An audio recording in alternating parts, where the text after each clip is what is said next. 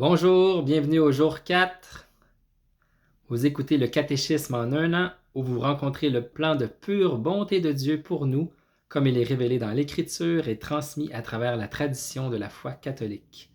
En 365 jours, nous allons lire l'entièreté du catéchisme de l'Église catholique, découvrant notre identité dans la famille de Dieu, alors que nous voyageons ensemble vers notre maison céleste. C'est le jour 5. Et oui, déjà le jour 5, hier, on a vu comment apprendre à connaître Dieu à travers le monde. Et maintenant, on va regarder un peu plus connaître Dieu en regardant notre propre cœur. Regarder comment on peut le connaître à la lumière de notre raison humaine. C'est vrai qu'avec notre raison, on peut apprendre à connaître Dieu un peu plus, mais en même temps, on est limité. C'est pour ça que Dieu vient nous tendre la main et qu'il vient se révéler à nous. Parce que avec notre propre langue, on peut parler de Dieu, mais c'est limité parce que Dieu, c'est le tout autre, c'est l'inexprimable, l'incompréhensible, l'invisible, il est insaisissable, il est au-delà de tout. Alors comment on peut parler de Dieu? Prions d'abord. Père céleste, nous te louons.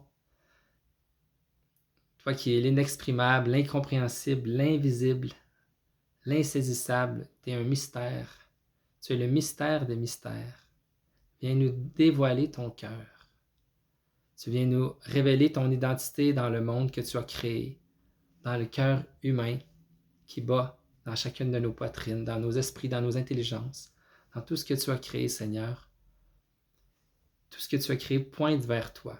Aide-nous à nous débarrasser de toutes ces choses en nous qui nous gênent. Aide-nous à surmonter tous les obstacles qui font que c'est difficile de reconnaître, de voir ta bonté.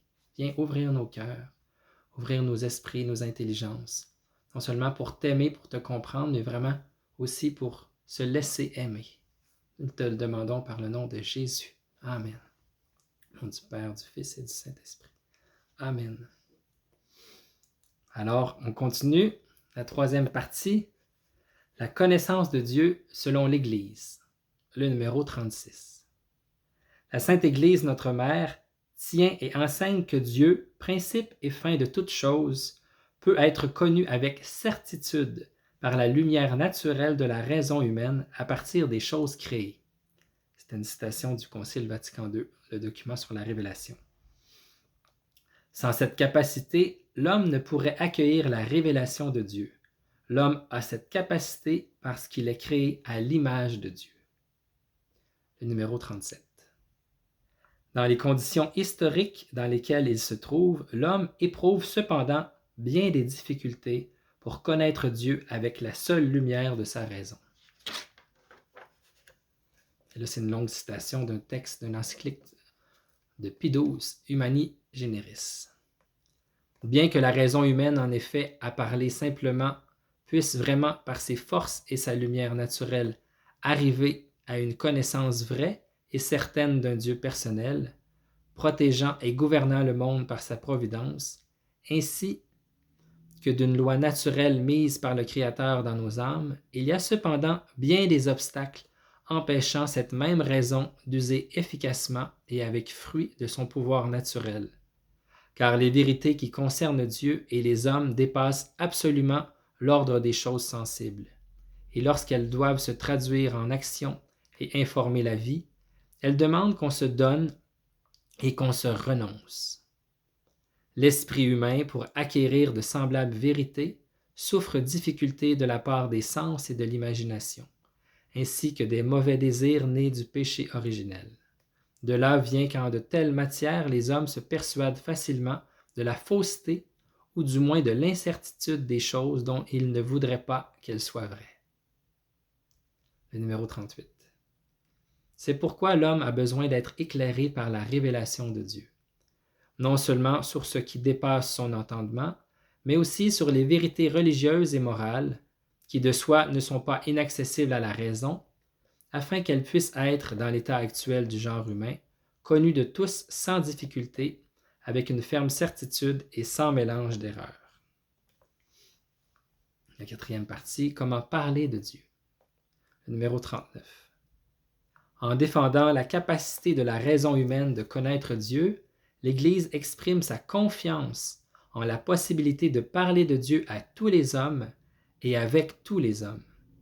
Cette conviction est le point de départ de son dialogue avec les autres religions, avec la philosophie et les sciences, et aussi avec les incroyants et les athées. Le numéro 40. Puisque notre connaissance de Dieu est limitée, notre langage sur Dieu l'est également. Nous ne pouvons nommer Dieu qu'à partir des créatures, et selon notre mode humain limité de connaître et de penser. Le numéro 41. Les créatures portent toutes une certaine ressemblance de Dieu, tout spécialement l'homme créé à l'image et à la ressemblance de Dieu. Les multiples perfections des créatures, leur vérité, leur bonté, leur beauté, reflètent donc la perfection infinie de Dieu. Dès lors, nous pouvons nommer Dieu à partir des perfections de ses créatures, car la grandeur et la beauté des créatures font par analogie contempler leur hauteur. Sagesse 13.5. Le numéro 42. Dieu transcende toute créature. Il faut donc sans cesse purifier notre langage de ce qu'il a de limité, d'imagé, d'imparfait, pour ne pas confondre le Dieu ineffable, incompréhensible, invisible, insaisissable avec nos représentations humaines. Nos paroles humaines restent toujours en deçà du mystère de Dieu. Le numéro 43. En parlant ici de Dieu, notre langage s'exprime certes de façon humaine, mais il atteint réellement Dieu lui-même, sans pourtant pouvoir l'exprimer dans son infinie simplicité. En effet, il faut se rappeler qu'entre le Créateur et la créature, on ne peut marquer tellement de ressemblance que la dissemblance entre eux ne soit pas plus grande encore. C'est une citation célèbre du Concile de Latran IV. Et que nous ne pouvons pas saisir de Dieu ce qu'il est, mais seulement ce qu'il n'est pas et comment les autres êtres se situent par rapport à lui. C'est une citation de Thomas d'Aquin dans sa Somme contre les gentils. Alors voilà, on peut arriver à la connaissance de Dieu à travers la raison humaine. C'est très important et l'Église a toujours défendu ça et va toujours défendre ça. Alors, c'est Saint Paul qui le dit aux Romains au chapitre 1, que même ceux qui n'ont jamais entendu parler du Dieu vivant, vrai, peuvent le connaître. Pourquoi? Saint Paul dit, eh bien parce qu'ils ont la lumière de la raison humaine, ils peuvent regarder le monde qui les entoure et notre capacité humaine à comprendre et à reconnaître et même à connaître dans un certain sens non seulement que Dieu existe, mais qu'il est à la lumière naturelle de la raison humaine, est ancré dans les Écritures.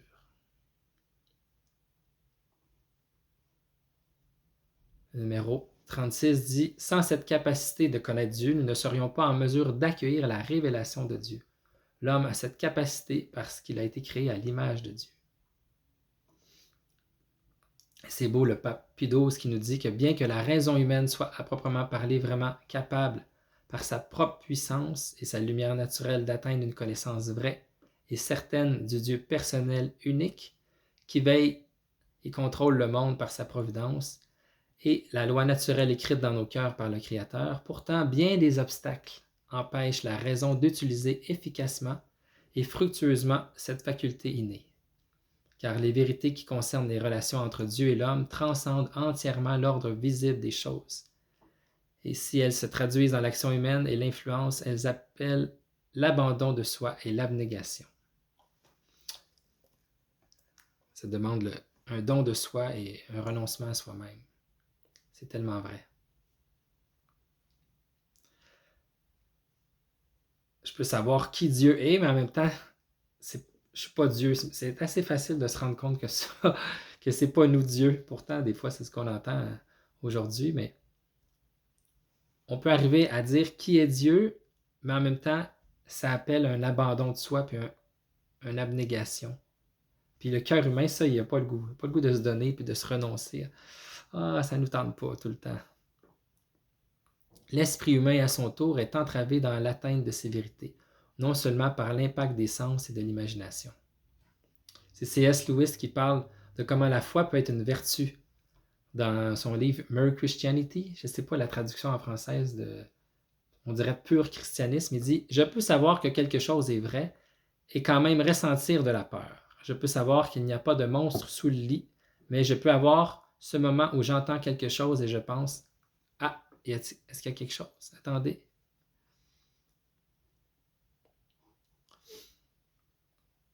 Le pape Pie XII dit « L'esprit humain est entravé par l'impact des sens et de l'imagination. »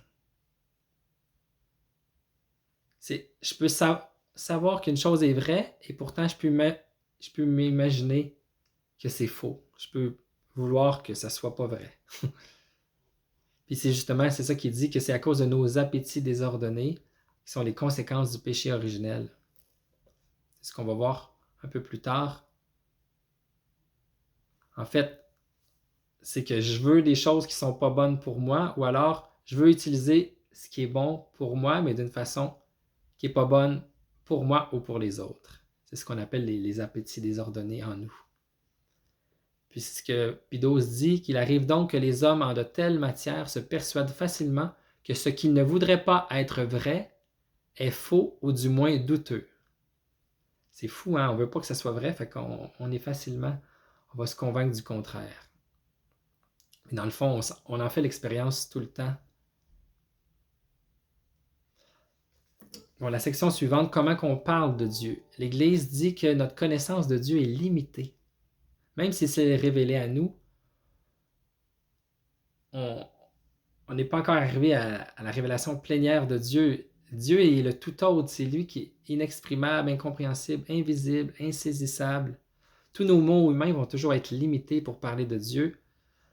On ne pourra jamais arriver à... Et pourtant, il s'est révélé à nous, mais nos mots sont limités.